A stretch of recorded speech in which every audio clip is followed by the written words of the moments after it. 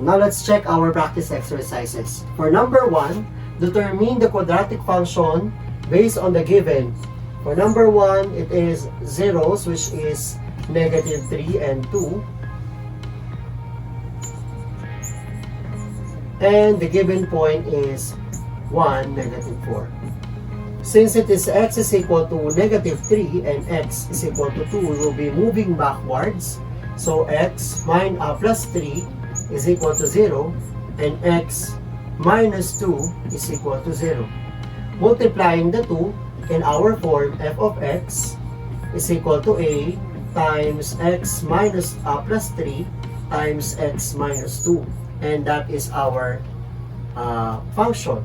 So to solve for a, we need to substitute 1 and negative 4, the point of the given quadratic function, the point in the given quadratic function, and substitute for substitute 1 for x and negative 4 for f of x.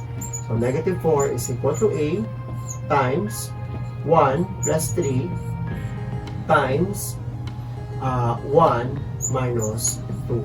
So negative 4 is equal to a times 1 plus 3 is 4. 1 minus 2 is negative 1. So you will be having 4 is equal to a times negative 4. Dividing both sides by negative 4, you will be leading to a is equal to 1. So f of x is equal to 1 times the quantity x plus 3 times the quantity x minus 2. Multiplying the two binomials, you will be having, so you will be using FOIL method. So first terms, x times x, outer x times negative 2, inner 3 times x, and last terms will be 3 times negative 2. Get the product of the two. You will be having x squared, negative 2x, 3x, and negative 6. Adding the four terms, you will be arriving at x squared minus 2x plus 3x minus 6. So x squared minus plus x minus 6. And f of x is equal to 1 times the quantity x squared plus x minus 6. Since 1 is our a, you will just multiply to each of the terms. So you will be arriving f of x is equal to x squared plus x minus 6. And that is our quadratic function. Given the vertex 2, negative 1, and the point which is 3, 1. So let us have the form f of x is equal to a times the quantity x minus h squared plus a. So substituting our vertex, you will be having f of x is equal to a times x minus 2 squared minus 1. So getting the value of a, we need to substitute 3 and 3 negative 1, 3 for x and 1 for f of x. So 1 is equal to a times 3 minus 2 squared minus 1. So 1 is equal to a times 3 minus 2 is 1 squared minus 1. So 1 is equal to a minus 1. So we need to transpose negative 1 to other side of the equation by the addition property of equality. So you will be having a is equal to 1 plus 1. A is equal to 2.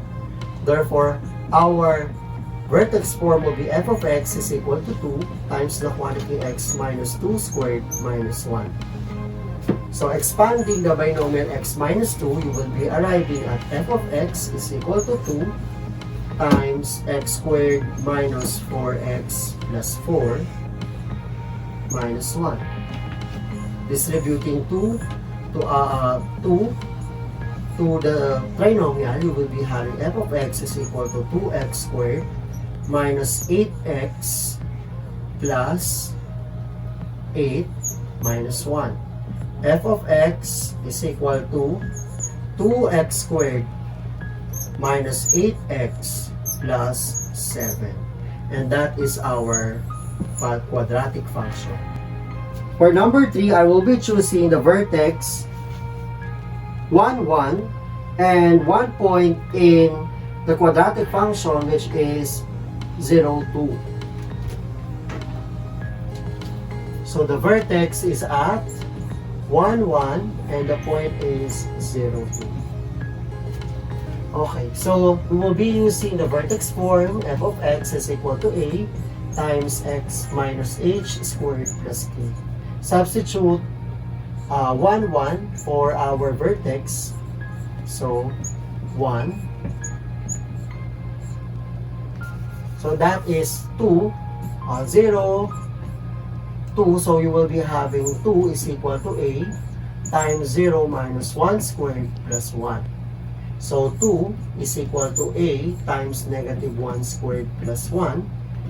2 is equal to a plus 1. By addition property of equality, you will transpose 1. So 2 minus 1, a is equal to 1. So substitute f of x is equal to 1 times x minus 1 squared plus 1. So expanding the binomial, we will be having x squared minus 2x plus 1 plus 1. So that is f of x is equal to x squared minus 2x plus 2. And that is our quadratic function. I hope you got a perfect score in our practice exercises. See you again in our next lesson. Like, share, and comment your suggestions on the comment box below, and don't forget to subscribe. To get notified with our latest videos, just click the notification bell.